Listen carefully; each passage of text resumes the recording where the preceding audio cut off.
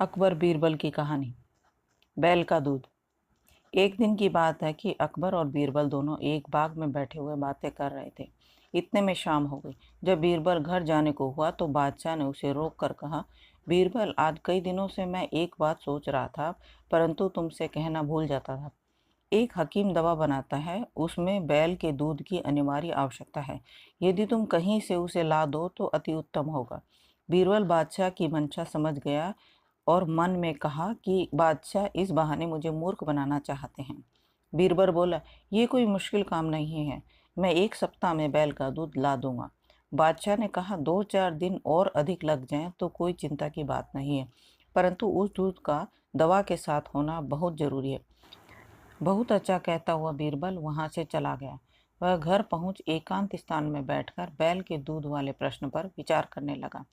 चिंताग्रस्त बीरबल के कई घंटे का समय मिनटों में बीत गया। जब भोजन करने का समय हुआ तो नियमानुसार उसकी पुत्री बुलाने आई। वह अपने पिता का चेहरा उतरा और विचार मग्न देखकर ठिठक गई। जब उसको खड़े कई मिनट व्यतीत हो गए और पिता का ध्यान न टूटा तो उसने व्याकुल होकर पिता से चिंता का कारण पूछा। यह बीरबल की बड़ी लड़की थी और इसकी बुद्धिमत्ता की कई बार परीक्षा भी ले चुका था। फिर भी ऐसे जटिल विषय में उसे सफलता मिलेगी ऐसी आशा स्वप्न में भी नहीं थी। इसलिए कुछ समय तक उसकी बातों की अनसुनी कर टाल मटोल करता रहा। पुत्री के बार बार अनुरोध करने पर उसे विवश होकर बादशाह का जटिल प्रश्न सुनना पड़ा। कन्या बोली, पिताजी, यह कौन सी ऐसी कठिन बात है जिसके लिए आप ऐसे चिंताकुल हो रहे हैं? चलिए, भोजन का समय बीता जा रहा है, मैं इसका उत्तर एक हफ्ते के भीतर ही बादशाह को पहुंचा दूंगी। लड़की के ऐसे उत्तर से बीरबल की चिंता कुछ कम हुई और भोजन करने लगे।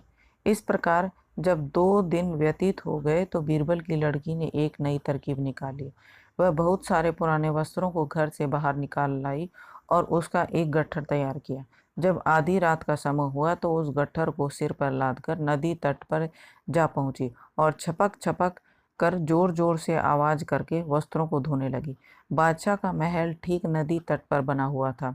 अर्धरात्रि के समय नींद के प्रथम पहर में जब कपड़ा धोने की आवाज बादशाह के कानों में पड़ी तो उसकी निद्रा भंग हो गई और पहरे वाले संतरी को पुकार कर बोला, देखो, इतनी रात्रि को कौन धोबी कपड़ा धो रहा है, उसे तुरंत पकड़कर मेरे पास लाओ।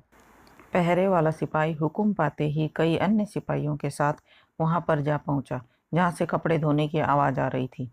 ये सब बड़े हैरान और परेशान हुए क्योंकि देखते क्या है कि एक अति सुंदर युवती कपड़े धो रही है। सिपाहियों ने उसे कई बार पुकार कर बादशाह का हुक्म सुनाया, परंतु वह उनकी बातें अनसुनी कर बराबर अपने काम में व्यस्त रही। आखिर एक सिपाही उसके बिल्कुल समीप पहुंचकर बोला, अरे तू कौन है जो इतनी दुष्टता कर रही है और पुकारने पर सुनती भी नहीं? चल, तुझे बादशाह ने बुलाया है। लड़की तो बादशाह के पास पहुंचना ही चाहती थी, परंतु फिर भी अपना अभिप्राय छिपाकर बोली, आप लोग मुझे क्यों दुख देने पर उतारू हुए हैं? लो, मैं अपने घर चली जाती हूँ।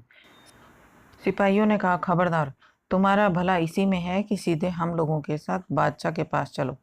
लड़की कपड़ों को जहां का तहां छोड़ उनके पीछे हो ली और जब बादशाह के निकट पहुंची तो बड़े अदब से झुककर सलाम किया और डरी सी होकर एक किनारे खड़ी होकर बादशाह के हुक्म की प्रतीक्षा करने लगी।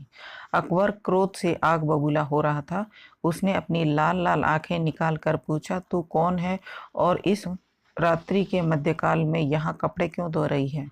लड़की ने देखा कि बादशाह क्रोध से तमतमा गया है, इसलिए कांपती हुई गिड़गिड़ा कर लड़खड़ाती आवाज में बोली, श्रीमान, श्रीमान, मैं तो। बादशाह को उसे घबराई हुई देखकर दया आ गई और उन्हें सांत्वना देते हुए बोला, तू इतना घबराती क्यों है? यदि साफ साफ बतला देगी तो तुझे माफी दी जाएगी, अन्यथा बहुत कष्ट उठाएगी। लड़की ने कहा, पृथ्वीनाथ, मुझे इस समय अत्यंत आवश्यकता पड़ी है, जिसके कारण विवश होकर कपड़े धोने आई। बादशाह ने कहा, ए अभागी, ऐसा कौन सी जरूरत थी जिसके लिए तू इतनी परेशान है? लड़की ने उत्तर दिया, क्या कहूँ पृथ्वीनाथ, आज दोपहर को मेरे पिता ने एक लड़के को जन्म दिया है, सो मैं दिन भर तो अपने काम में व्यस्त थी और इस वक्त फुर्सत पाने पर कपड़े धोने आई, क्योंकि साफ कपड़ों की आवश्यकता आन पड़ी है।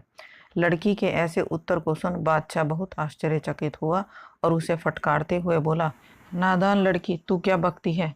क्या तेरा दिमाग खराब तो नहीं हो गया है? भला पुरुषों को भी कहीं बच्चा पैदा होता है? लड़की सुअवसर देखकर विनम्रता पूर्वक बोली, पृथ्वीनाथ, जब पुरुषों को बच्चा पैदा नहीं हो सकता तो बैल को दूध कैसे होगा? बादशाह अकबर को अपनी बीरबल को कही हुई बात याद आई। चकित होकर लड़की से पूछा, कहीं तो बीरबल की लड़की तो नहीं हो?